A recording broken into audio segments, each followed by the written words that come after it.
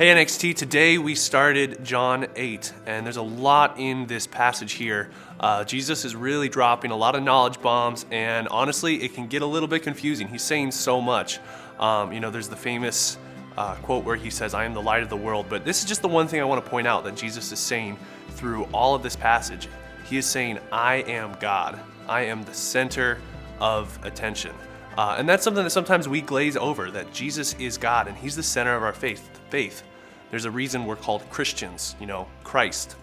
So I just want to focus your heart today on that. Focus your heart on the fact that Jesus is God and that we have access to Him. We haven't gotten there yet in John, but when we get to the cross, we see how important He is. But today I just want to focus your heart on Jesus. Focus your heart on the fact that He is the light of the world and that you have access to Him through prayer. So I want to do that right now.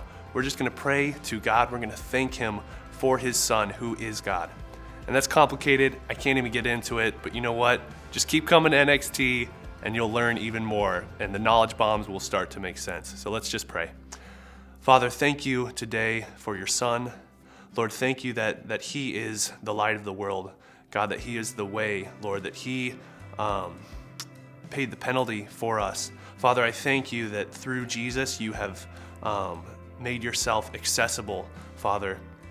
Lord, I thank you for the way that you have stood up for us, God, that you have protected us, God, that, Lord, just in the passage where Jesus draws the line and says, he without sin cast the first stone. Father, I thank you that you forgive us, God, and that you don't cast stones, but Lord, you look past our sin, Father. I just pray that you would focus our hearts today on you and just help us to be the light of the world. In your name, amen.